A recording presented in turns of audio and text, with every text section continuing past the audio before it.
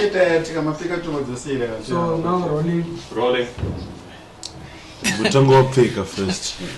How you gonna pay from outside the club? Shit, you can't even get in. They call me childish. They call me the Holy Ghost, son of the Most, Father, they don't know me. Hi guys, and welcome back to my channel. My name is Tash, aka ZIMbarbieAN, and this is a safe space on the internet where we like to converse about different topics. Before I get into introductions, first of all, let me address the elephant in the room. Part of my t-shirts are just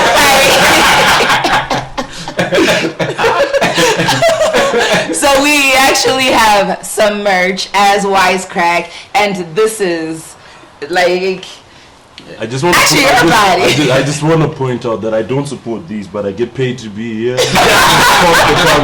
However, These are not my views. You know what? First of all, we did a little snippet the last time of Dennis's channel. Forget that item. I trained day folks. Let's actually do introductions. Name my real YouTubers. I'll start with you, Jude. Alright, my name is Jude, aka ZIMbarbieAN. I'm a YouTuber. Yes, ZIMbarbieAN Jogaba Mtupo. Is it? Yeah, Shara Mo. hey, oyo. Like controversial, like I'm not controversial. I'm me. and every morph would say that. I hear you. Yeah. Alright, yeah. And I'm a Zimbabwean. I do my best. Yeah. Good. Thank you. Thank you for having. Well, not thank you for having me. You can't be so starstruck by that. You know. It's okay. Breathe. It's alright. I'm just a normal human being. Oh, thanks for being here, Jude. And yourself? Hi guys, I'm TJ. All right. Just I'm more. I cannot believe. Anyway, my name is Dennis. I'm a YouTuber. You should go and check out Dennis. If you go into the comments, I'll be the first comment in every Tash video. So if you just go there, you'll find Let Loose with Dennis. If you check us out there. Because he will be the first comment in every video. And yourself? Hi, I'm Tari. I am a startup champion and a clinical scientist by night. Oh. Oh, by night. By night. Clinical scientist by night sounds like a drug dealer. Not really. We're not judging. We're just saying it sounds like. But anyways, first of all, thank you guys for being here. Thank you guys for participating on the panel. You know, I really, really appreciate y'all. The topic for today is oversharing on the internet. So I'm going to start off with this question, and I'll start with you, TJ. When's the last time you saw or read something on the internet and you thought to yourself, the internet didn't need to know that? Like, you've gone too far. It happens at least once a week. like honestly, I think like once and every 2 weeks. Yeah, like no, like literally every week. I'm just like, bro, like no one needs to know that about your life, bro. But in what context does it come up for you? Just like various contexts, right? Like people share stuff about their personal lives or professional lives. Honestly, I think even some opinions, like not really needs to know what you think. And then to be fair, I've also caught myself sometimes where I'm just like, fuck this shit, and I'm like, nobody needs to know that. That does not need to be public information. But like, I need specifics. Dennis, So, when's the last time you saw something? Have you seen when like someone's catches their girlfriend cheating? Right. Yeah. And they go with the camera and they're like in a car or something. They're like, What are you doing? "What are you doing? You're my girlfriend." Keep that to yourself forever. That sounds like a personal out. Yeah. But you get that in several different contexts. You also find people that are talking about their families and they're like, oh, you know, and then my cousin was sleeping with my uncle. Bro. Keep that in the family group chat. Yeah. Please. Because that's a lot. When's the last time you saw something on the internet and you were like, yeah, no. So unfortunately, like really on the internet, but similar to what Dennis was saying is that there's a lot of can think of like Babes. I'll think of Babes Wodumo. I think she had a fight with Mampinja, and the entire thing was just recorded. And I don't think all of us needed to see her being hit or just the mess in the room. So between the two of you, Kanairi Nyaya, like, take it to the police, right? We don't need to take it to the world so that we can go to the public court of opinion, and then towards the public court, and then, you know, everyone kind of tonga the nyaya there, and then nothing happens. But what was the I point? can see the value in that, though. Like, right? Because will people especially believe you when if you you say don't that have... this is what happened to me, especially in cases of abuse. Right? Yeah. It's like, yo, if like you go out and you say, oh, she did this, or I mean, he did this, and the people are like, nah, he's such a nice guy. Because He's never remember done when that. we saw the pictures of AKA breaking through a door and like the door was like smashed and shit, and we still don't know really what was happening in that situation. But like seeing those pictures,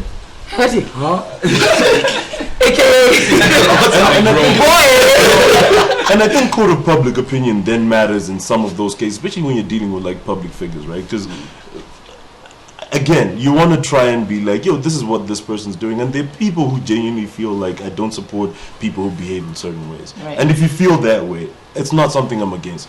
And it's different from cancel culture, and there's a whole video about that as well. But I think sometimes people don't want to support people who do certain things, even if you're going to get away with it legally or whatever. True. And yourself, when's the last time you saw something on the internet? I think I see things every day, like probably this morning. People go on live, especially IG. People go live, and it's a very personal matter. That Or they have a live button is conversation. too accessible. Or people are having a Like, conversation, a personal conversation, and they're live. Yeah. And you're like, but what's the Why? point? It's just that Okay. So, let me tell you something. The sneakiest oversharing that I've seen. You know when we've started doing a lot of photo dumps, right? Yeah. When people do a photo dump, and then like the last picture is like you performing certain sexual acts. What? Yeah. Y'all haven't seen that? No. Right? Yeah, and it's always done like artistically. Like, artistically. The internet is this. No. It's just Twitter, bro. No, you know how Elon has that For You tab now where you see things that aren't necessarily things that you're following? Right. That's where I saw that. but the algorithm picked something about you. Yeah. I have not photo times. That was in my algorithm. I like seeing what you were doing over the month. I'm like, oh, we've grown. Self-care come up and then you're like, that to me has been like the wildest. Wild. Like, where's this coming from? But then like the next question I'd want to ask, and I'll start with you, Tari, is what do you think the oversharing says about society and where we are? Like, is it a crave for attention? Is it a crave for fame? Like, is it just that you want to feel connected to other people? I think for fame. I think it's for the likes, for the retweets. It's not... I think we're in a society where we want to kind of one-up each other, or so in terms of opinion, so like I know something and I've got an opinion about like something. you wanna feel smart. I want to feel smart, right? And then even so, if it's photo dumps or whatever it is, this is what I did, and this is, you know, like my life. I have a great life. I'm living the best life. Yeah. Or, I mean, why do we need to know, you know, when you had sex or in what? We don't need to know. Dick, make your life better than mine, bro. Bro, it's a flex. It's a Oh wow. I got my nails did. Right? And I think that's where we are, where we're kind of seeking attention or seeking likes from everywhere else. That's not necessarily from the people that actually matter and from around us. I mean, I hear that, but then at the same time, I feel like there's a level of connection that has come with social media, and like you can't deny that. At the same time, I feel like we all feel like we're celebrities in our own right, because social media tells us that your life is worth being a movie. Yeah. And I very much subscribe to that. Your life should, here we are. I I feel like your life should be a movie. But then, like, is it the same for you, TJ? Like, do you feel like it's about fame or like wanting to be relevant, or is it like a connection thing? Like, what do you think the oversharing on the internet stems from? Honestly, I just think on the being more like, like You're crazy. Yeah, like I really think that it's just like there's no more controls. Like there's because there was a point where you used to share certain things on social media, Right. and then I think there are influencers and like people who did it for the fame, right? Like I won't mention names, but you know them. But no Tashinga. but no shoot drama open, like openly. Story time. Oh, Linda. Right? And then I think when that line was crossed, then the internet became a free-for-all, because it's like, yeah, okay, cool, you know, because I know, like, people have shared, like, wild things, right? Like, people will share photos of their shit, you know, people, like, you know, their ladies will share, like, oh, you know, like, this is what my period was like, things like that. And I'm like, bro, Wait, no, what? you know, for real, bro. You know, it's like, oh, look, like, literally, like, look at this. This is so wild, it's such heavy flow. And I'm like, fam. So no, that's not that's what's on your timeline. That's not what's on my timeline. You're on the line, bro. I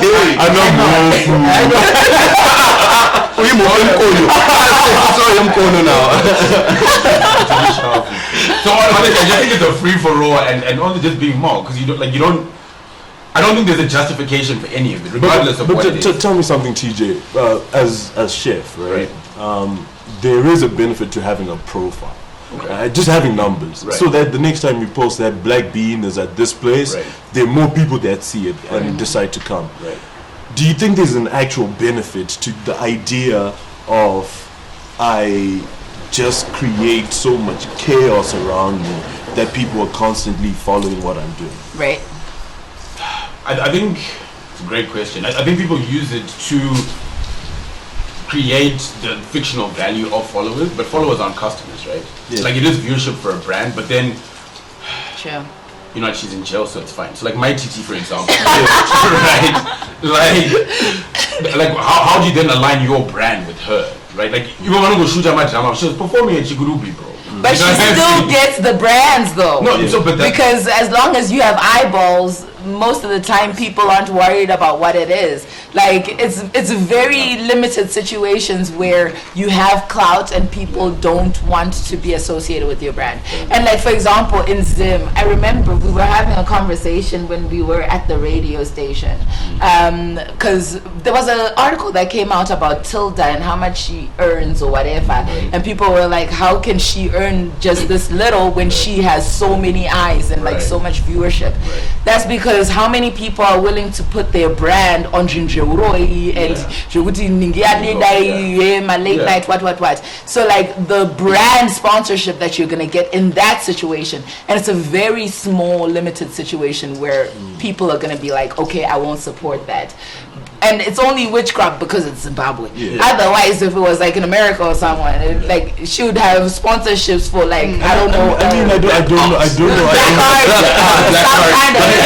Some kind of astrophysicist situation. Yeah, I think on this oversharing bit, there's two ways to look at it. There's the business end, which is the good side of it. But also, I need to justify certain people who do it.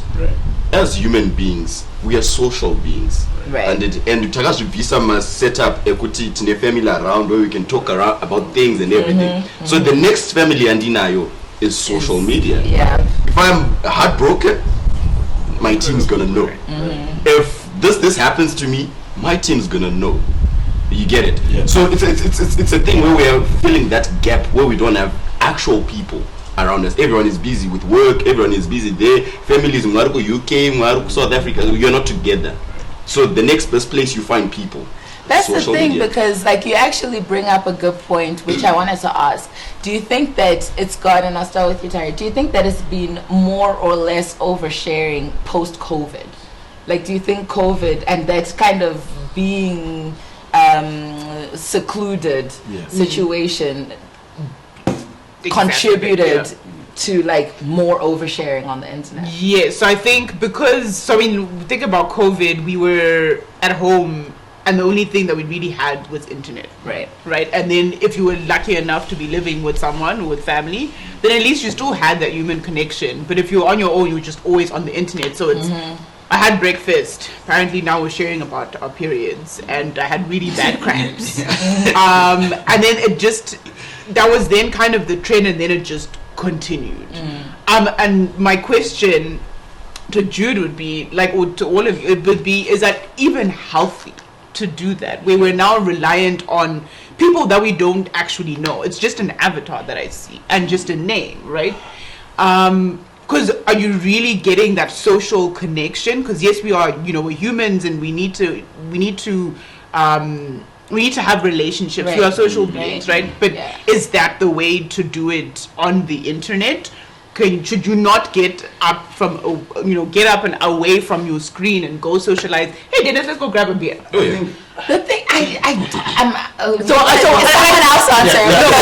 I'm very in between two minds. Yeah. So I say this because I'm not always on the internet. Like, I've slowly removed myself from it because I'm like, it's not the healthiest thing. If I want to actually be intentional and conscious. Yes, I would rather go, like I said, go grab coffee with Tash, and I think coffee is overrated. Like, she said while she's drinking coffee. So I think it may depend. So the health of it, I think, depends on the type of person that you are, right? So if you are a social person anyway, it means that you can get that value and those relationships in the real world, right? But there are those that don't. So, like, shout out all my nerds, right? So, like, gaming culture, for example, like, people build communities online because they're awkward around people in real life, right? And those sometimes are genuine relationships, right? Like, you'll see on where it's like, oh, I met this guy that I've been playing FIFA with for 9 years, for example, right? So I think Catfish, the TV show. Actually, what? That's why. So I think, like, the value of the health of it is then dependent on what kind of person you are. Right. Yeah, but also if you're in those gaming communities, it's sharing. Because you're sharing, not oversharing. Yeah. But in the context of oversharing now, it means there's a problem. You're no longer sticking to the purpose. But then where do we draw the line? Who decides what's sharing and what's oversharing? Yep. Things that we don't need to know, guys. Yeah, you're in the gaming community. Like, I don't need to, but then I also don't need to know I had a banana for breakfast. Like, that could also be oversharing. But we don't see it as oversharing. But here's the thing, right? We all pretty much curate our social media experience. So at some point, I woke up and I was like, you know what? I want to see what TJ says, and I went and I followed him on Twitter, right? So when TJ's being angry on Twitter all week this week, which he was. No, this is real life. When TJ's being angry all week, right? I had the option of saying, this is too much negativity for me, I'm going to remove myself either by muting him or unfollowing him, or I could be like, I'm here for this content and I want more of this. And maybe I retweet it today and he gets more followers who relate to that, and eventually you just end up with people who are on your timeline because they want to see what you're posting. So how is it oversharing? And I wanted to bring it to also, can we really say that there's no therapeutic effect to people who do that? So one of those things, like we're describing, where people go and say, oh, this person cheated on me. Like, are we sure that those people don't feel better? And in the event that they do feel better, outside of the exposing people's private lives, the other two people involved in this situation, if that makes you feel better and I decided that I want to follow you, then because I can actually say for myself, story time. I can actually say for myself. This barber was following me around the store. Find the link for that video below. And it will be below. Like, literally, I started off this entire channel based off of story times and what people would deem to be oversharing. I made it very intentional that I would never say anyone else's name outside of my own, because I wanted it to be like my story, not saying things about other people, because I think that's where I draw the line, where it's like, it's not my story to tell when I'm then talking about other people, or you can then, but I can tell my story because that belongs to me. And like, in many ways, that now feels like oversharing to me, but at the time it was very therapeutic. Like, I wanted to feel less alone, but also to feel like, when I was doing story times, there was a thing of like, once you're far enough removed from a situation, then you can laugh at it. Right. And then like at the point when I felt like now I can do a story about it, I felt like, okay, now I'm over this. Like I'm good about it now because I can laugh at it. I'm even open enough that people can critique me on it and I'll be good.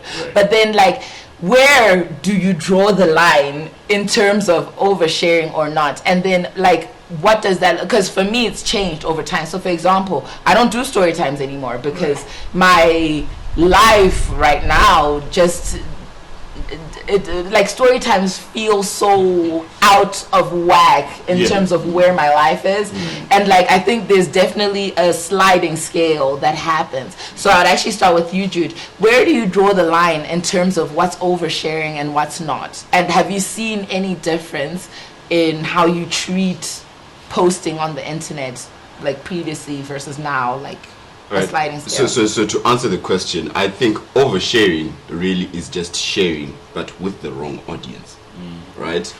I can talk to my girlfriend about things that I can't talk to you about, so I can share with her, but I can't share with you.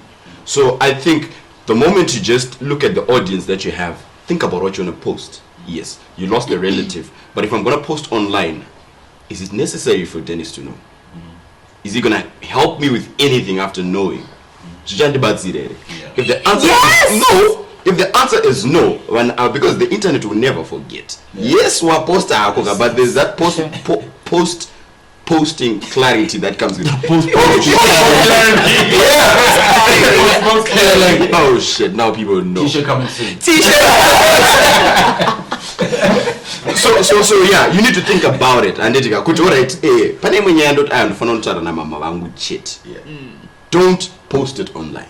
And for me, that's the yardstick, because anything stems from my values. And if Dennis is talking to me, he knows Jude in this bubble. If my CEO is talking to me, they know me in this circle. But in the guys who posters and no Tara Dennis match CEO I think it's to support Jude, and might be a can of worms or whatever, but I think oversharing is when you then post something that, like you're saying, compromises your integrity to whatever your audience is, right? So like you're saying, like, so there's different stakes of it, right? Yes. So like your integrity with your friends is different to your integrity in craft, right? Because the values in those situations are different. Right? Because you can be someone who, like, you know, as soon as 5 o'clock on a Friday, you're drunk until now, right? But on the other side, between Monday and Friday, someone else respectable, blah blah blah blah blah blah. So imagine you was to a video wakaja wash and that's a problem either way. Like, the issue isn't the oversharing, like, the issue is the behavior. They're making a very valid point. but so like then if you're then posting that, now people like, oh, look at what or whatever, it then becomes an issue with your Monday and Friday. I hate that. Like, there's a video that I recently saw on ZIMbarbieAN that came to mind, where this guy got really drunk, and y'all, no one else saw that video. No. Okay. Anyways, he pooped on his auntie's couch. Why do people say I would never date a Twitter person? Simply from the sheriff. You're like, the sheriff on his couch. Wow. What topics? People were standing there going, But someone saw it coming. The phone was up. Someone saw it coming. And you could hear more than 3 voices in the background being like, and no one thought to stop him and be like, hey, buddy, No. because it's now become peak content. I'm gonna get the numbers. First of all, again, the problem is not the people around you who are not stopping you. The problem is what you're doing on that couch, my guy. Stop doing that. No, but the problem is the people around you. No, but the people around you, surely you guys, like, we've known this Zora and Kakanganisa, right? So what's going on? No, but then,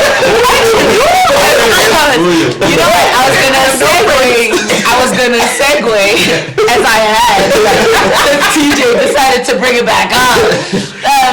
There's this thing of like shooting the most ridiculous, craziest moments. For example, even when like the George Floyd situation was, many tragedies when they're happening, people don't put out the fire when someone is on fire. They'll take out their phone and take a video of the person on fire, because now it's more about the content of it. Well, that's my perspective, but the question is actually, what do you think about where we've gone as a society in terms of the importance of content, especially in those kind of situations where it's like an emergency situation and people are bringing out their phones? But I think like that in itself is the issue, right? Like we're now so out of touch with humanity and being human, right? Like, and being kind to one another. It's because I was the first person to post it on Twitter that I saw this, or even when there was a, you know, like bus accidents, the Rimbi buses and whatever else, Yeah, that was right? Where we're just looking at, I think it was a Zupco bus, I think, or Zebra kids, I can't remember. Yeah. And this woman was there, and she's like literally with her phone, is like, oh, Manayafa. Oh, okay. And then she continues. Your phone. What? But also, I think And the so she can problem- take a photo, so she can post it, and then share it like, oh, there was a bus accident. I was the first one on the scene, and this is what happened. Instead of put your phone down, Help someone. help someone, right? The bus is on fire. There's still people in the bus. Help those people. Are you okay? Call emergency. Do something. Like you're saying, But I got we that. become so selfish. I'm seeing a business opportunity everywhere I am. Yeah. And they didn't judge my numbers. And Yeah. But also, you don't think about next of kin Muni. You don't know whether they're driving, then you break the news Or they online. haven't even seen, Also, they on a don't picture, even know. Yes. you're causing another accident somewhere just because you were Urudama numbers. So, like you rightfully say, we've lost touch with our humanness, and because of these foreign values of the digital culture about trends, breaking the news, and getting the numbers. Fresh. So, So at thing the is- risk of sounding insensitive, I was about to go there, but I'm so glad you're the first. the moment you say Whatever you say, t-shirt coming soon. As you were, Dennis. it's not even that hard to take. But here's the thing, going back to that Rimbi bus case that you're talking about, I do understand the woman who's like taking videos of dead people and not helping where you can. But I do think the video that was taken from inside the bus, for example, the one where you then saw the accident, that made that case a way more significant case than if that accident had just happened and you just no heard one saw anything. because I don't remember what the death toll was, right? But I think it was maybe 4 or 5 people who died in that accident. And it's like that in itself doesn't sound like the biggest tragedy in the world, because you hear of accidents where 20, 30 people die, and most times, you know, it just goes on. You don't even know what bus, What happened, what company was. And I think that for awareness makes a difference. And just to go back to answer the original question, I also think we now live in a world where information is more readily available to everyone. Right. From a political space, there used to be a time where Chamisa or ED could go to a random place in the country and tell them that we're going to build a spaceship over here. And it wouldn't matter because the people in that community don't know about what's going on, right? But now there's someone at that rally who's holding a phone. And that video that was taken in Berengwa is now being posted on social media. And people are like, what is this guy saying? What is he saying we're building spaghetti roads? Yeah. You know what I mean? But what that forces the world to be... Trump.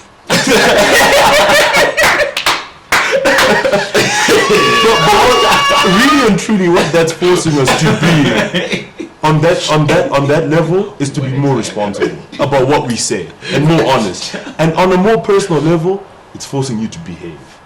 You cannot just be getting drunk and be in ditches everywhere, because you know what? You can end up on ZIMbarbieAN. It could have been okay, Right. but now we're going to see it on ZIMbarbieAN, and like, just be better. But then also, well, first of all, if you want to see what Robert Chapman had to say about the same phrase that Dennis just said, go to Let Loose with Dennis, the first episode. It's going to be in the description below, because previously people were able to say things and it just goes irregardless on the internet. It swims in there somewhere. But then what I wanted to say to that point was actually that there is also an appetite, right? So the same people that criticize at the risk of sounding insensitive. The thing is, the same people that criticize that behavior are going in a rabbit hole looking for that content. Yeah. So like that content of like rightfully so, you shouldn't be taking a photo of someone who's passed away, or you shouldn't be taking breaking the news of someone before. Yeah. But people need to also look in the mirror and see that they want that content. And why do they want that content? Most comments and likes. For example, like when Janimbi died. Yeah. That accident scene content was racking millions in views of people just wanting to see what happened. Like, oh, okay, in the comments, and you're like, what? Wait a minute. But like, and to me, that it seems a little disingenuous for us to say that, oh, this is bad, you shouldn't do it, but you feed into it because they're posting it for people who want the content. That's why I go follow some steps. Yeah, no, that's also a very valid point, because like what controls content in real life is appetite for it. Yeah. Exactly. So when you're people going on Twitter, they like the things that are doing numbers are the things that people who want to do are going to post. Right. So it's consumerism, right? But then let's go back to. So it's not business over society. That's where the problem is. Yeah. We now have a capitalist mindset. It's always the benefit that I can get out of this, as opposed to is it kind to the next person. But haven't we always had somewhat that mindset? But it's only now because of the internet or the platform. I think I'm like, if you're gonna looking at my show, I'm very traditional and I love going back. I think the world is better going back than going forward. So as Africans, we are socialists, so to speak, governed by Ubuntu. Right? But when we got this education that we now have, we became woke to all those possibilities that are giving us problems now. So at the core, we are people who feel for one another. But now, because of the education, I'm now a capitalist. And that influence now is creating these things. I don't want to be the one to be breaking things. I want to be the one with the chain. Yes and no. Because I wonder to myself, like, we weren't there prior to like colonialism, prior to like capitalism. All we know is what can speak to you. But yes and no, because actually still, bro. I believe that like Akachile, but it's just made worse by the internet. Because there was still someone saying, "Go on the boat, bro." Like, bro, what people like in real life is gossip. Yeah. So Kudara, it would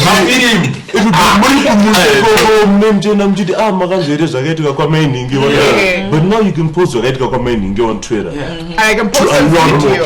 I've never seen what happens if there's an accident or even just like a disagreement in town. Yeah. Right? Like Manungan and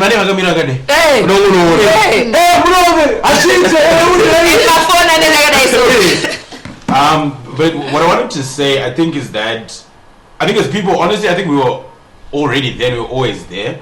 What the internet has provided is a space where we can do it and no one knows, right? Because, and especially now with kind of like what the platforms are like, is that you can consume content of pages you don't actually follow, right? And you know something that Genesis always says is like Twitter's not a real place, right? And like just it for you. It's not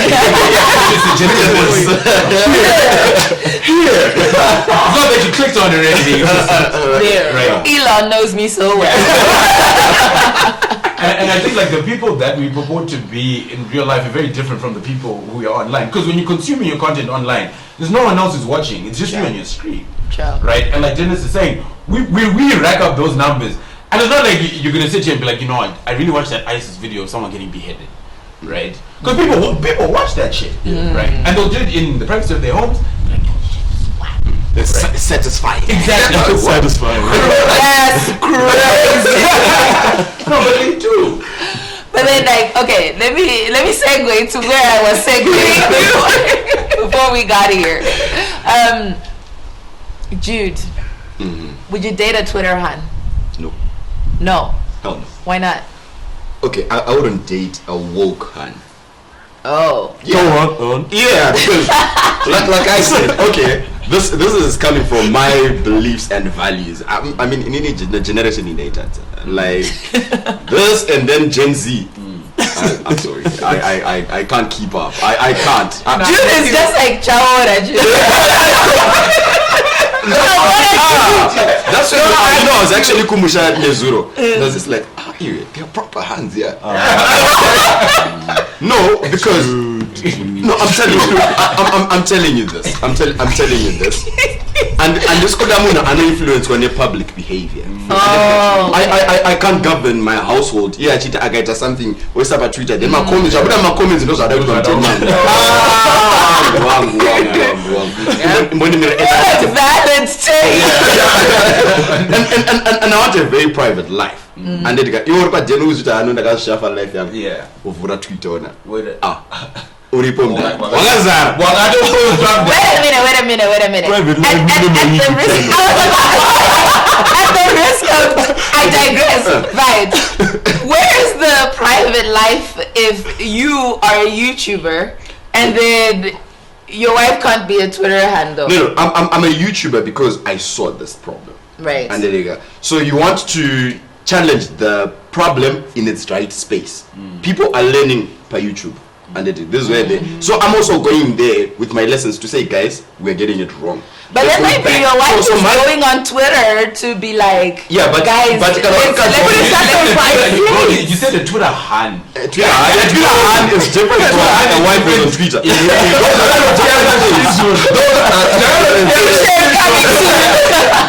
hand. Say no to Twitter hand. Twitter hand is considered you can't classify Jude as a Twitter dude, but Shadaya, I think you can. 100%. Yes. You see, Definitely. there's a difference. Yeah. So in any Twitter, So, but maybe let's get into what a Twitter. What's a Twitter hand, right? Define that. Dennis, tell us, as the president of the Twitter Migwagwas. First of all, no. But so I would have loved for someone else to do it because then we've already gone into a description of what you wouldn't. But if you had asked me independently, I'd say maybe like Jude said, there's a Twitter mentality, and it actually exists in pockets, right? Yeah. Like Shadaya's pocket of Twitter is extremely different from my little like bubble of Twitter and other bubbles. But everyone lives in their own little bubble, right? So the Twitter hunt that Jude is referring to now is the one that maybe is most commonly found in and around my Twitter circle. Not Shadaya's. Shadaya's Twitter circle, they agree with you. Yeah. Like you could have a conversation with them. But it would be the people who are woke, right? And that's they subscribe to the I don't even think you need to be woke to be a Twitter head. No. I just think you just need to thrive in chaos. Yeah. Like, no, you need to be woke. So you just that's how you get there. The wokeness is a part of it, but it doesn't have to be there because there are a lot of non-woke people that are Twitter fans as well. It's weird, man. But you know a Twitter hand when you see Twitter. Because it's extremist wokeism, right? Where it's just like but not always. Like you will have the most traditional pick-me. It might be more around situation. It might be more around the oversharing that we're talking about than it is the wokeness. That's why the whatever it is that there. you're I think it's more so about the oversharing that makes someone a Twitter hun, and that's why the question is, would you date a Twitter hun? Because the connotation is that there's an aspect of oversharing that happens there with them being a Twitter hun. Dennis, would you date a Twitter hun? Do you know what? For most of my life, I said I wouldn't. I really did. And then I'm starting to realize that it limits you so much, because that's actually what's prevalent in these times, right? And it's more about like calibrating that behavior, right? Like figuring out what oversharing looks like in your own relationship.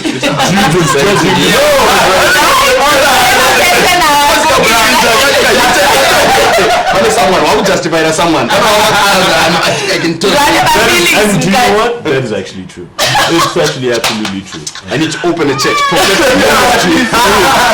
It is absolutely. And it's just like, bro, Okay, but those two I don't know, man. But it's definitely difficult. I think the worst part of that whole experience is actually not the dating them. It's the breaking up with them if you ever have. You have to deal with the fallout that comes from there. They're going to be telling you that today I'm about to go find some niggas, and you have to see it 2 days after you. And we will make story times. The funniest thing is my husband is married to a Twitter husband, and that's wild for him. No, she's like, oh, I remember I used to take care of this guy because she bought you socks 3 years ago. And that's the only thing she bought. The whole time. For the 3 years. Like, but yeah, I don't know, man. But then my next question would be, like, first of all, can you be on the internet and not overshare? Like, where do we draw the line between oversharing and demystifying certain topics? So, for example, when you were talking about the whole period one, like, there has been a drive towards that because it's something that people don't have enough education on or knowledge on. It should be common knowledge, but it now has become a thing of demystifying certain topics, even when it comes to, like, you know, bikini pics, or like bikini pics particularly for like more plus size people, and like the acceptance of like seeing that, you know, everyone is entitled to be able to have, like, there is a level of, yes, it may in some instances look like oversharing, but then there's like a educational value that has come from oversharing and kind of garnering there's a better there's no educational value in posting bikini pics. Anyway, go on. You get to know about that body. Right? That's education. What don't I know about it that I need to know because of your bikini pics? Maybe you just know about a certain body type and you don't know. You know what your body looks like even when you're wearing clothes, bro. You're not going to be very surprised by me taking off my shirt. Okay, let's step away from the bikini pics. So let's say about the period stuff. So I think it's how you're actually sharing that information. How you package your message. Yeah, so like how are you, so I was just like, I had really bad cramps today and this is what came out of my vagina type of thing, right? And then there is some women have adenomyosis and endometriosis, and this is kind of, the experience. If you're sharing yes and no, Tari, because no one wants to see your 15 thread about this is what but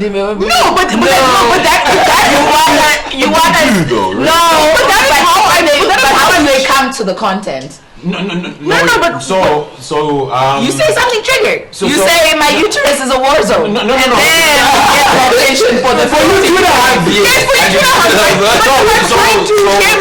but if I'm sharing my experience, right, that's how I'm educating. If I'm just saying it's a war, what does that mean? So my homie's wife, right? Like I don't know if she like studies it or like she does a lot of content around vaginas and menstruation.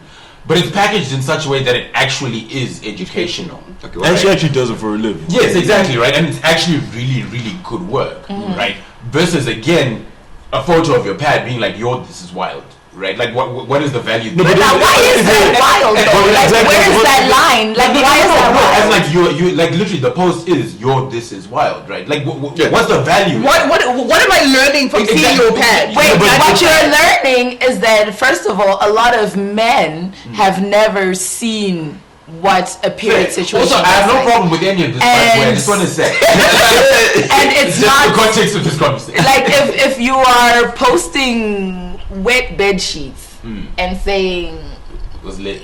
You know what I'm saying? Then why can't I post my bed? No, but the question is it your place to tell me? Is it your place to educate Jude, the man that I am? How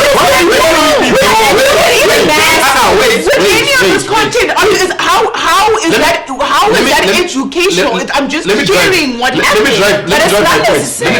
Let me drive my point. Annette, my wife can teach me about the things that I need to know about the things that happen with her.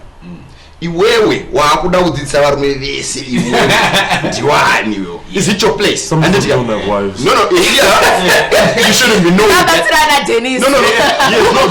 He has no business knowing that if he doesn't have a wife. Yeah. Because truth achazoita mwana msikana, but kuti mwana msikana But he's in the street. so mukadzi wako achazokuudza. Because those are intimate experiences. Yes. Those are very intimate experiences. Because now someone is gonna tell me, okay, I'm doing the Kama Sutra course, and akuti ndikudzidzisa. But is it the proper thing to do? But are you the right person your to sister? teach that? You want to be able to help your sister, maybe? Because I think like yeah, but you see, this is where we're trying to replace Mira. We're trying to replace like we were saying, we are moving away from the Hama van that we have, and Tete is there, Nigi is there. Can I shout this one? Tete, we have a problem. But now, why would I put him on Twitter? No. That's where the chaos is. Yeah, that's where the chaos is. Yeah. Because also you're being insensitive. But content yako, in as much as it's educational, it's also doing harm to certain circles. How? Wait, some kids have never seen a vagina, and they but can access to the internet. They are gonna go there. You can't control that. And which is why these lessons right to end up aside behind closed doors and everything gets done there. But you will go through off your things, it's not control. It's not a wildfire. Yeah. That becomes a problem. I have a very hot take, right? Along these lines, and for fear of being T-shirt coming soon? Probably, right? For fear of T-shirt getting coming cancelled, soon. I won't say it, right? But like, there is a sect in our communities, right, with an agenda of like oversharing and like putting in our faces, right, to the point and to Jude's point, right, where it then is now affecting children's outlooks, right? Because they're even pushing it to kids where it's like kids need to be free to be exposed to this, and it's like that's not true, bro, right? Like, because argument's sake, right, you have there's an article I was reading the other day where this man, right, this woman, right, when she was young, when she was like 12 or something, right, I identify as a man, blah, blah, blah, mastectomy, right, like, just went whole hog and was like, Jack, and it's like, yeah, no, it's fine here, and at the time, it's like, no, freedom of expression, it must happen, whatever. Then she got older and she's like, that was a mistake, I did it, and that shit never used to happen without the internet and without just the push of all of this shit, and especially pushing to be like, bro, kids don't know what they want, they're children. Right, like they're still figuring it out. Yeah, right. They just take anything. Exactly. You know what's wild is that what you're saying, I'm so tempted to go down this rabbit hole, but I'm like, it's so tempting. I'm so tempted. But I think it's a whole other conversation. It's almost one of those conversations where you need to prep. However, Right. if you want to do it, we can do it. But I think I need to prep for it because like what's interesting to me is that it's not necessarily like the fact that it's coming off of the topic of oversharing on the internet, and the fact that is from that. You know what I mean? Like that's very interesting. And I think that the other thing for me is that it's coming from the conversation about the periods, which I think might be two different conversations, honestly. Even just on the extent to the way that they're damaging. But are they different conversation? Because like it's about normalizing things that people would otherwise believe to be abnormal. And so like having more information of those things out there and having more people forwarding a certain message would normalize things. Hold on, right? So are we saying here that sharing information about taboos, right, is fair? I think there is a level of it where I hear. So if I'm sharing then information about me having a relationship with my kwan, which is taboo, right? If I'm sharing information about incest, is that then? And they do. Which is, but for me, but then like that's really wild. But we've also done that because we've normalized, say for example, things like polygamy, polyamory. They're becoming more of a hot topic these days because we have TV shows. But it's all bro. It's always been a thing that was happening, but now you have more people identifying as polyamorous because you're exposed to more and things have been normalized a lot more. So for starters, polygamy is not something that's starting to happen now. It's probably happening way less now than it used to. Yeah. So in that regard, I think I don't know why. That's Sounds so disappointing. No, I mean, polygamy is the best thing to ever happen to people. Like, Sorry, to which people? wait. Who is Judy, down another rabbit hole. You as a man, please continue. Because otherwise... But We'll continue afterwards. here's the thing about the difference for me between the periods thing and what you are sort of talking about, which is around more like sexual stuff, is that I don't think there's any harm in people seeing periods. It's just disgusting. More than anything. I like, and you know, when I say it's disgusting, it's because I'm a pretty squeamish person. Like blood is disgusting to me, whether it's coming out of your arm or whatever.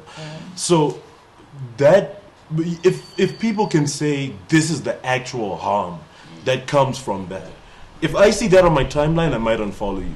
But it's not like, oh, so I should report your account or whatever. That's the kind of like operation you're running on your Twitter. But I don't know if there's any specific harm, which is different from what you're talking about, which is teaching kids about sex. Yeah. I think there's harm in teaching kids about sex. Is there? So Yeah, I think so. It has to come, because then you end up with girls who are 10 who are pregnant, right?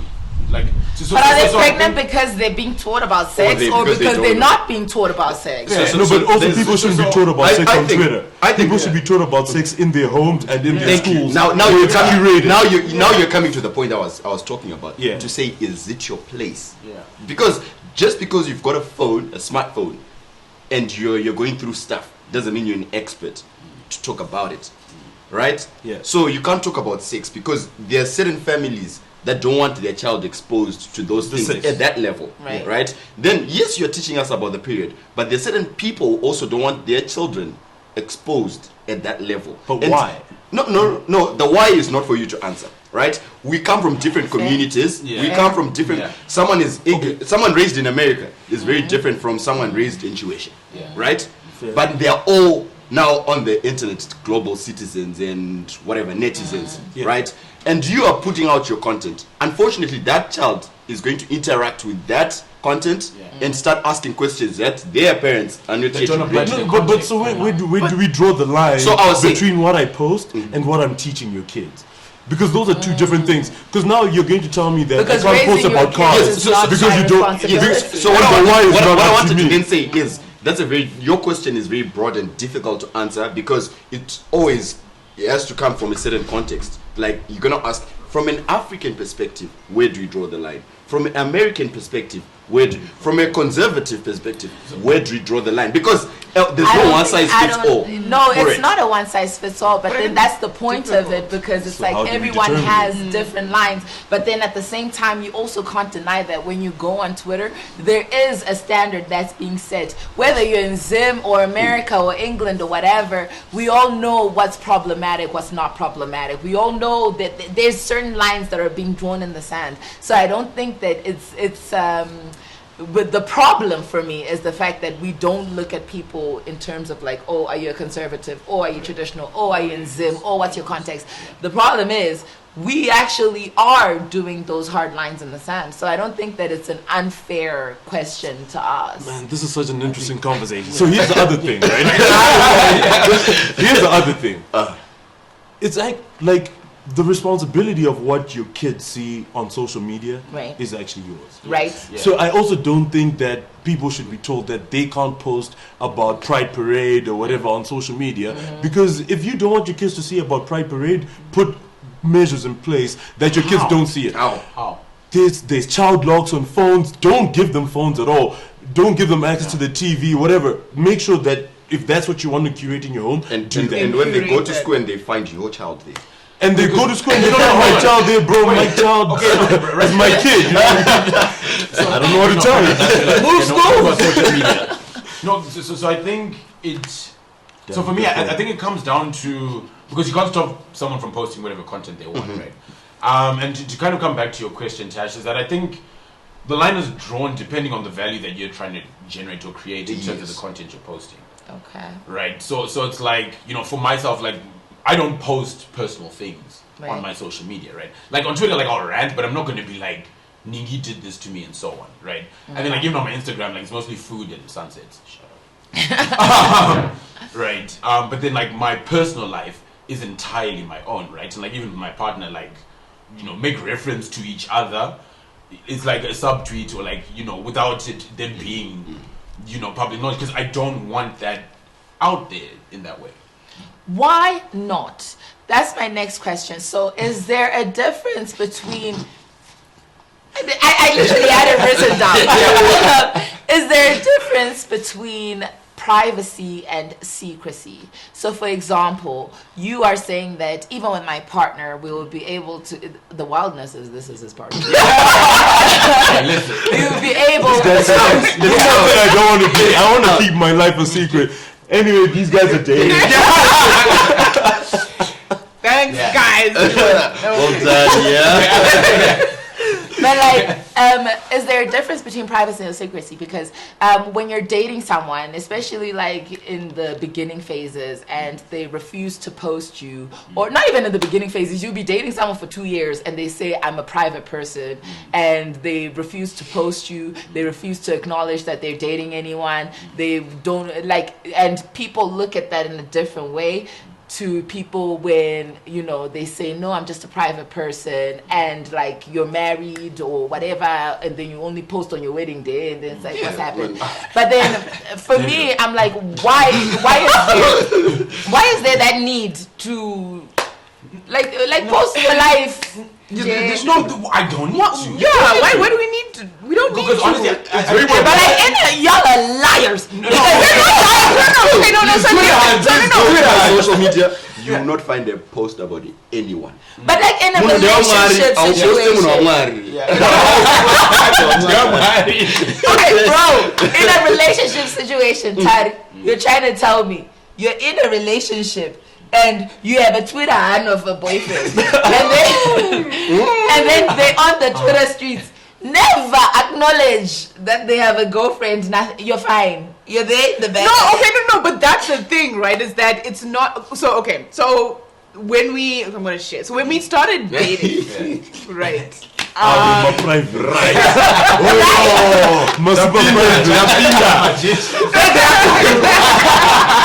Let's get in. So when we started dating, it was a conversation that we actually had, right? Where it was like, look, so between the two of us, like you said, he's the Twitter hun. Between the two of us, he's the one that's out there. The people know him, right? And I'm private. So I post. So even some of the things that I post, and yeah, some of the things that I post about my life are also not every aspect of my life. Right. And it was, I think the fear of it in the beginning was that the opinions or the voices of people outside would kind of affect what we had and what we were trying to build to. So we were like, we'll keep each other private, right? So, but either on Twitter or on Instagram, we would post each other, but you wouldn't really know, like, unless you know what my backside looks like, you wouldn't know that was me, or vice versa, right? So it's not like we didn't post each other or whatever. Like, we still did, but so it was private and not necessarily secret, where he's completely. Was one of both of you fast? Who was fast?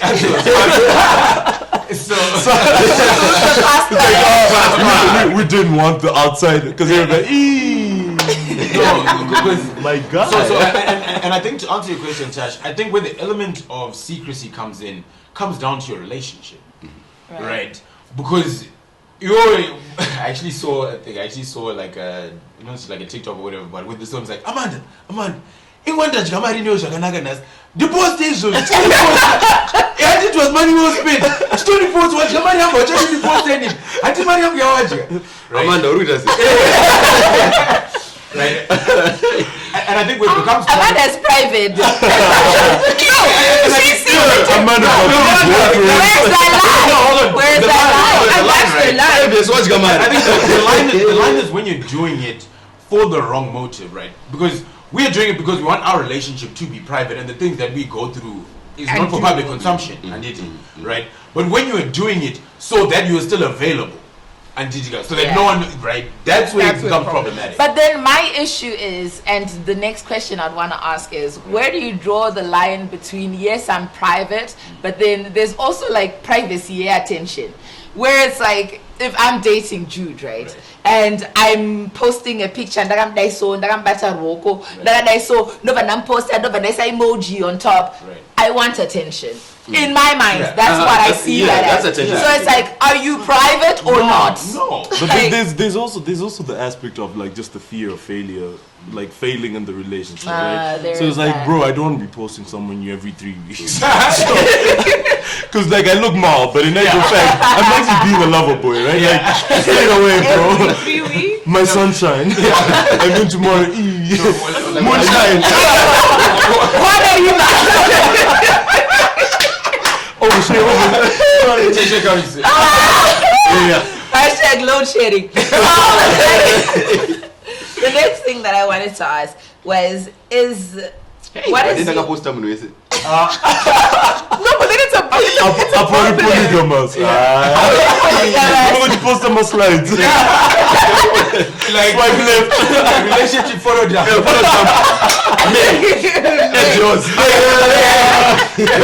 Relationship photo jump. Oh my gosh. Okay, so the next thing I wanted to ask is, what's your opinion on the new age of content creation? So, for example, like lifestyle vlogging and all that, where, you know, you do a get ready with me or spend the day with me, and then you set up the camera, and then you wake up from bed, and then you do a couple retakes, and then you go to the shower, and then you set up the camera, and then you do the drive-in, and then you set up the camera. Like, what's your opinion on the cinematography that we are experiencing in content creation now? Shout out to you, because you really have the energy. Personally, I couldn't. It just seems like a lot. It seems like a lot of work for people to see how you live. No, but man, I don't move on to face also to get out.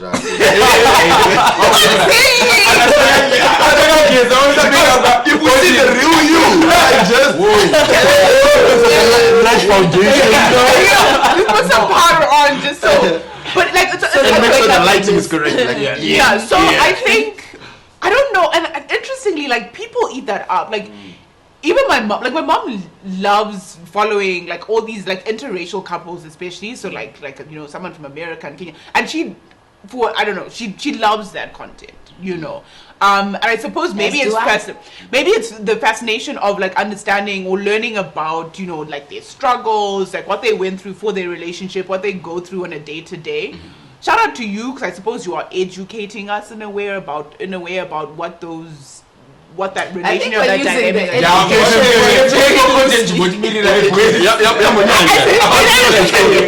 don't know. We're learning, right? I don't believe that anything is posted for education. Everything is posted for entertainment. Okay, fine. Even the stuff that's purely educational is there for entertainment. Okay, whatever. But I don't know. For me, it's a lot of work. But shout out to you if you're doing that and like that's your hustle, I guess.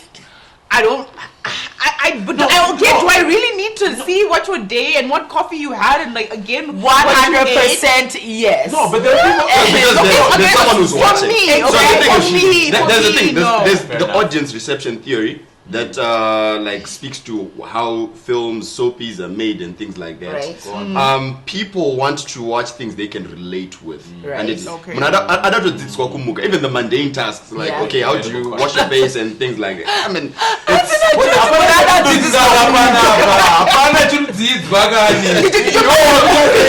did your mother not teach you this when you were 3? No, but this is what I'm saying. Because that's why you've got a whole lot of people watching Z World, because they want to find how these Indians get into their relationships and things like that. So it's an audience reception question. Because so let's not mix two issues. Zekuti, on the filmmaker side, is it good, whatever, to do it, or kune market yasho?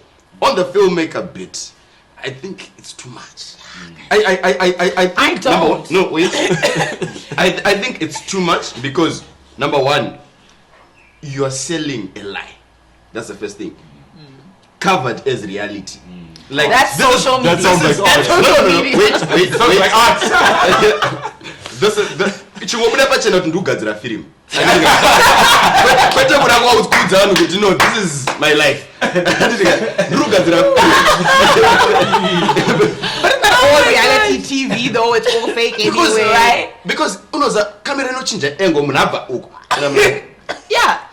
Cut to B-roll. Which is why I actually wanted to go on Tina Mugabe's set. I'm a film like okay, storyline in the camera, so this is the script, guys. So manaka daya. I actually Tina Mugabe's stuff is real, and they have like I met him like maybe like 3 months ago. They had 70 like short episodes that they haven't posted, because those DNA tests are expensive. But $300 I get it. But the part that worries me, the graph. So if you've got content, you're going to shoot out data. But now it's like, okay, this one is better than the last one. So Jude, you know what? Breaking the last one. When you're creating, and I'm sure like even for your channel, right? If you now have 6 episodes or 10 episodes, you now have a better selection than when you had 1. Yeah. So I think now sometimes you have the 70 other shooter, and now you go to the shoot. But then I don't know shooter 1 this week, and then it's that short woman, and it's like what's going on now? So I think they're always picking the best one. Exactly. But what a channel, man! Shout out. But I was actually watching it that time. I know that's yeah. Wait, who pays for the DNA test? They actually have a lab now. He owns a lab where they do. No, those they pay, I think, but I think We just be putting out negative items on the show. We're putting out bogus results. For ratings, no. But like my thing is, well, my opinion on it is like when it comes to content creation, like what you said, it's because there is an audience for it, and that's actually what people want. So like when I go on Twitter, and there was this vlog of like this couple that went somewhere in SA, and like it was trending for a while, I think a couple months back, because people were like, hey, you put in so much work, hey, you did this, that, you know the one. But then like it was like this is cinema perfection. I'm invested. Like, show me a movie, and if you have the wherewithal and the stamina to do those, if not, why not? Because also the content creation bar is being leveled up more and more. Like I can say this from like a vlogging perspective. When I vlog, it's shit. Still subscribe, guys. Still subscribe. New vlog coming. But like in comparison to like the cinematography that's coming out, bro. You know what's funny? My next point was about to be, but Jima vlogs is conventionally attractive women.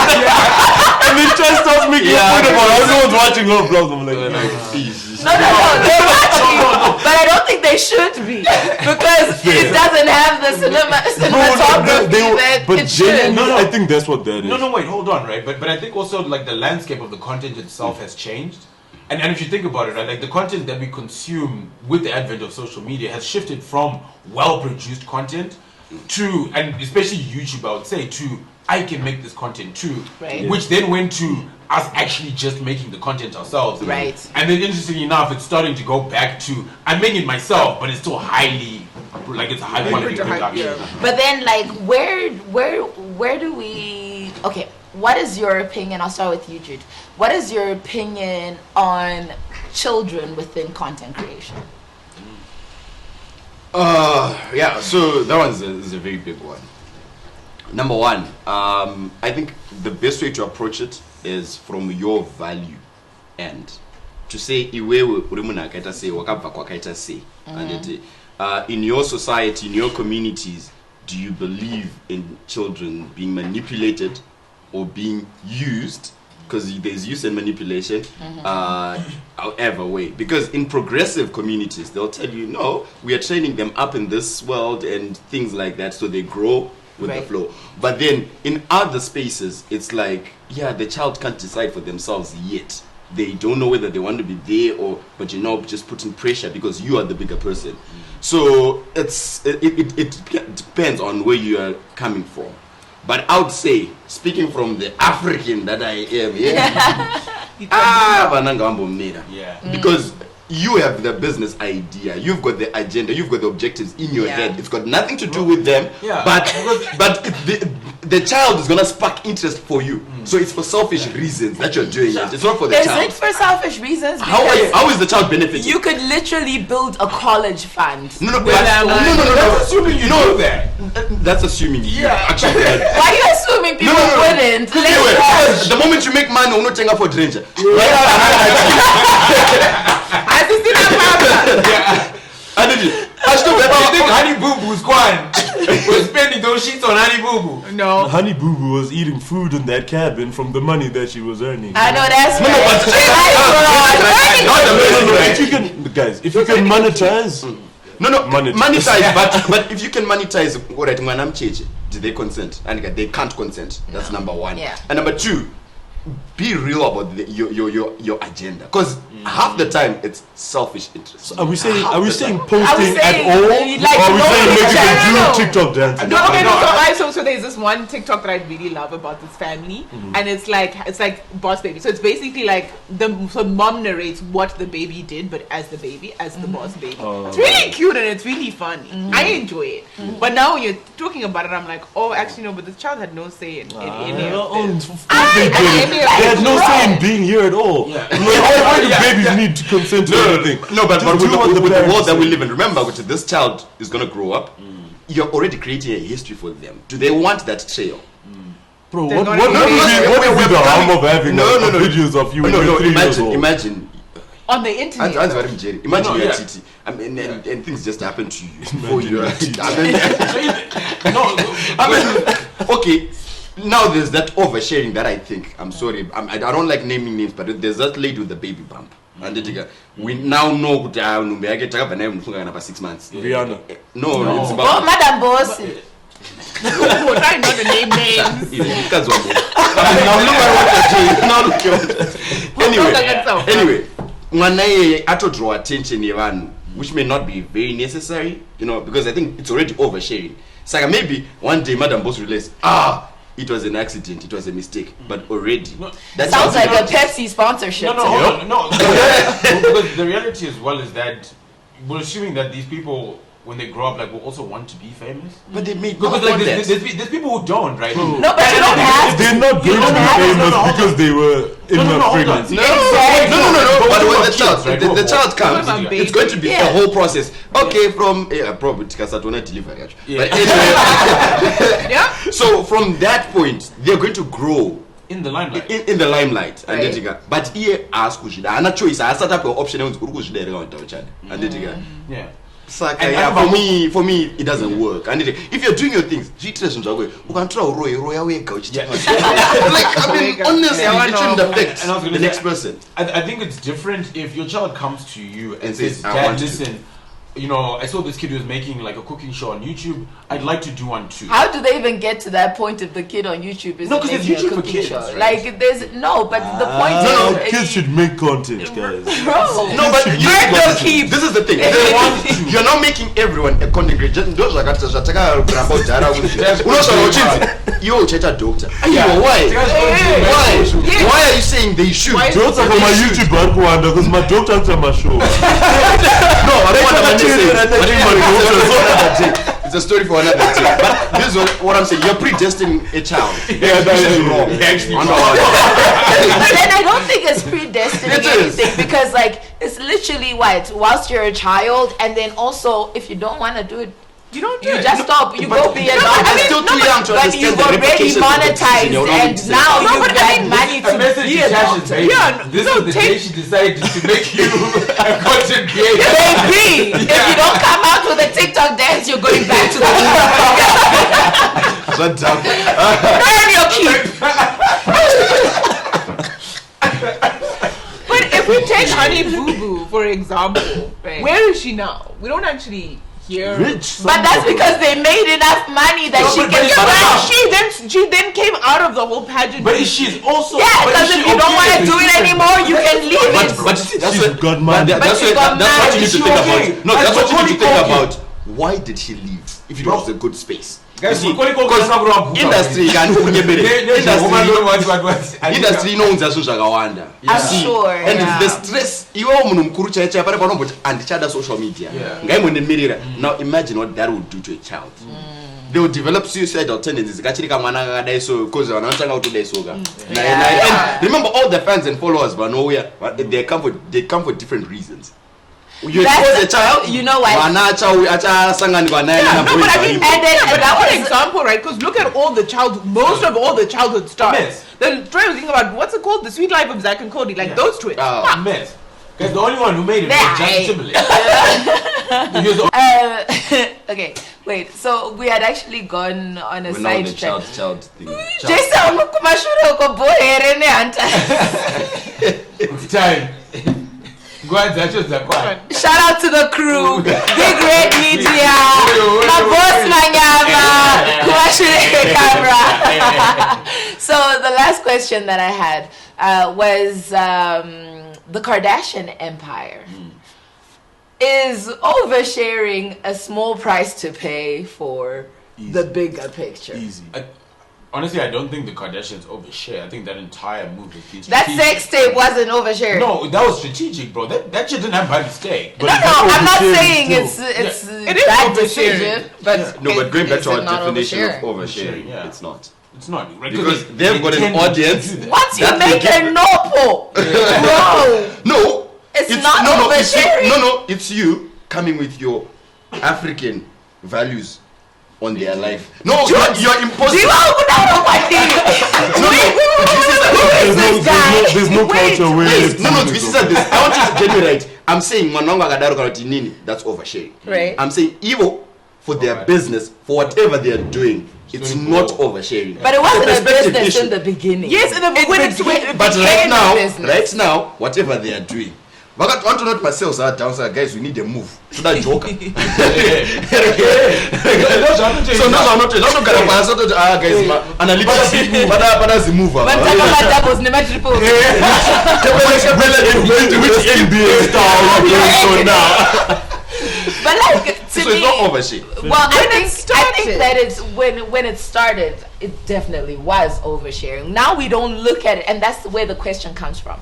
Because now we don't look at it as oversharing because they have an empire to back it up. Like they have something to show for the oversharing. So it's like, is it oversharing when you have something to show for it? Like if it comes to fruition to be something. It's really interesting because I've been on Twitter for like 12, 13 years now. That's a long time. That's a long time. Since God was a boy. That's why. For the first 11, 12 years of the time that I was on Twitter, I don't think anyone knew what I did for a living. I was actively on Twitter, just giving out my opinions that, I felt like the world needed to know that they probably did. Just drowning. And then when radio started, when I got on radio, it became like, okay, maybe it matters a little bit to let people into, a little bit of my life or a little bit of whatever. Because it was now beneficial to do that. And like on different scales, that's what those guys are doing. And I'm hoping that it becomes beneficial. Because if I end up not being successful in what I'm trying to do, then it's like, okay, why did I tell you guys about what was I telling you guys about my childhood traumas, right? And like, if it works out and it ever becomes something that like I can monetize, because for me that's what it would, then it's like, okay, cool. Yeah. And I feel exactly the same way because like I don't share shit for myself anymore. Like it's not for my mental health. It's not.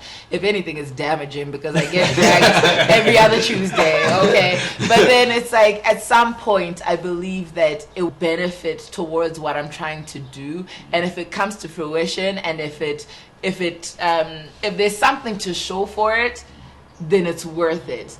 But then, like, I think that's the case for everyone. Like, I don't think that that's a unique perspective to have. Like, if I was to have a sex tape today and be a Kardashian tomorrow, bro. Pornhub link in bio. Now, if you can turn it into Because like no. But dude, would considering that family's combined worth maybe about $3 billion now, would you do that if you knew that more than that? Kylie alone is 1 billion. Yeah, no, Kylie plus Kim 1 plus Matt. So for me, honestly speaking, as Jude, I would never. Not for $3 billion. No, not for $3 billion, because I don't need $3 billion in my life. You see, this is the thing. All right, for 300,000. Not even for $5. I really need $5 right now, but not even, because now. You wouldn't? No, the thing is, it speaks to my values, because this is temporary. It's one move that you're gonna do, but you're going to create history. Your child's child, because kuna ngwana snaba sounds baba gaita marise awunabasa nasho. But for me, you know the generational wealth, Mdara. The problem is I don't think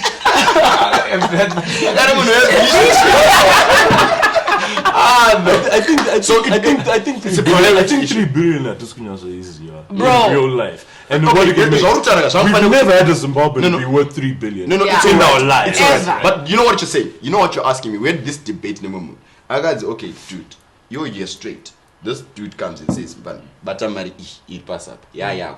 But we better go with her. $3 billion. I would. $3 billion. Okay. I'm so sure you said that you would. I really feel like we've had this conversation. And we did have this conversation. First of all, let's not bring conversations that happen behind the scenes. With that said, $3 billion is a lot of money. I'm not saying that I would do it, but I'm just saying, would you do it? Listen, my guy, $3 billion is a lot of money. I told you. You need time. But then, okay. I know. As we round up, and I'll start with you, TJ. Do you think that you can be on the internet and not overshare? Absolutely. I would like to believe that I am able to practice that. I think, right? And is it worth it? For me, yeah, right. Because again, like I still get what I want to get out of the internet, right, without having to be wild about it. What's that? Watching other oversharers? Not really, right? There is an aspect of interaction, like, and then in terms of like the business aspect, like it's important, like that's an important aspect of it as well, and then the entertainment aspect as well, right? And I'm still able to achieve all of those things without shooting a porno or showing ass. You don't have $3 billion. 3 bits. The people on the internet, I think sometimes we forget that the internet is, as we talk about it now, right? Like Twitter, Instagram, etc., is actually like microblogging and vlogging and etc. And they're actually consumers and they're creators. Right. So a lot of people who tweet a lot are actually just creators. But there are also so many people who are purely consumers. Right. Like I have friends who are active on social media. They are going through everything and don't post a thing. Like that account has 17 followers, but they consume. And like, you know, if you decide that you're a creator and then you decide what you create, cool. So you can be on the internet and not overshare. Or not share at all. Yeah, but so there's a difference. Like I was saying, there's the question for creators and an ordinary social media user is different. If you are sharing stuff as just a user, there's a bit of a problem. There's risk of oversharing. But if you're a content creator and this is the stuff that pays your bills, it's a different story altogether. Because you are doing. But when does it become that? It doesn't become that, because from the get-go, your objective was, I want to do things that make money. Yeah. And a lot of people are going viral now, and then it becomes a thing after you've gone viral, and then it's like, oh shit, people want to work with me, I'm getting money from this, and then you leave your job, but then you probably were like, I'm going to be an accountant forever. No, you just know the story when they go viral. Akatogara pasi akatoti right. Toda kuzoita viral one day. No. Wait. Wait. Chese takatanga my YouTube channel somewhere. Wakatanga une 5 views. I know I'll get there. Also ramba uchinyatsoita chete. You see, most of us are not even yet there. But anyway, so you made a conscious decision to say, I want to get into this space, your content creation. Right. Then, so it's not oversharing in that instance because already you've defined your path.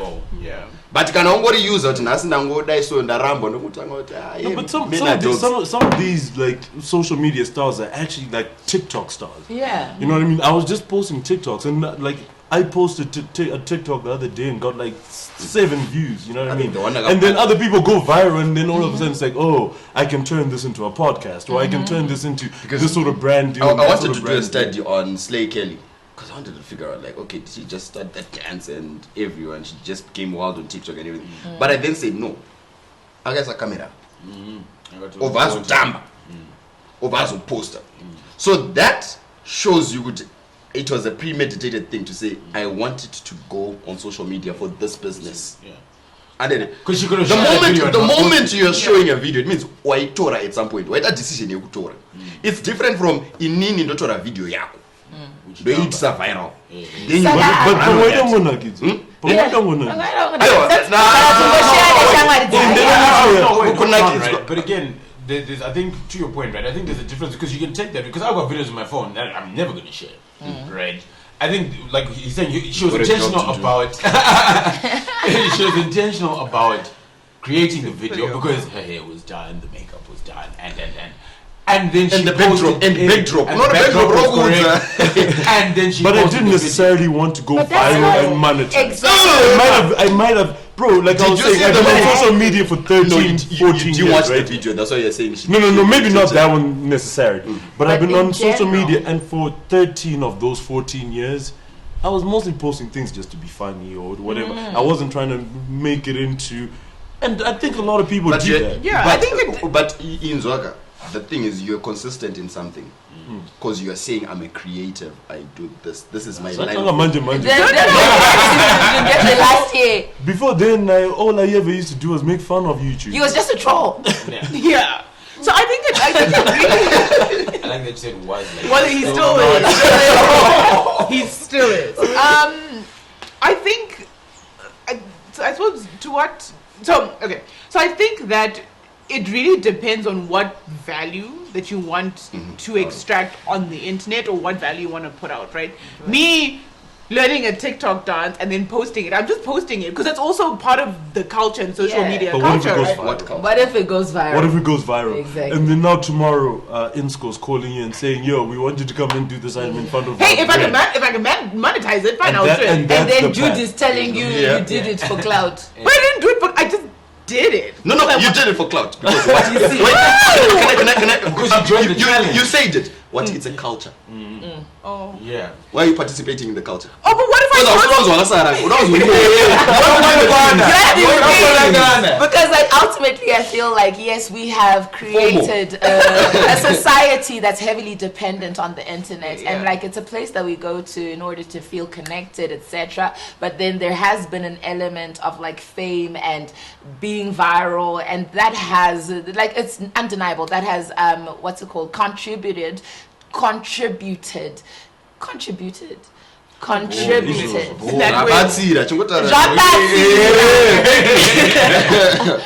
Mukuti. Wow, the show that ran out real quick. That has contributed to people becoming more extreme in what they post and in how they post it and in the cinematography, etc. But then I would actually just first of all be really interested in your opinion about what is oversharing on the internet. What does that look like for you? I would also secondly be mostly interested in you buying these t-shirts. And then thirdly, I would like to say thank you guys for being on the channel. Thank you guys for being on the panel, and we'll see you next week, hopefully. Big O, the Holy Ghost, Son of the Most, Father, they don't know me.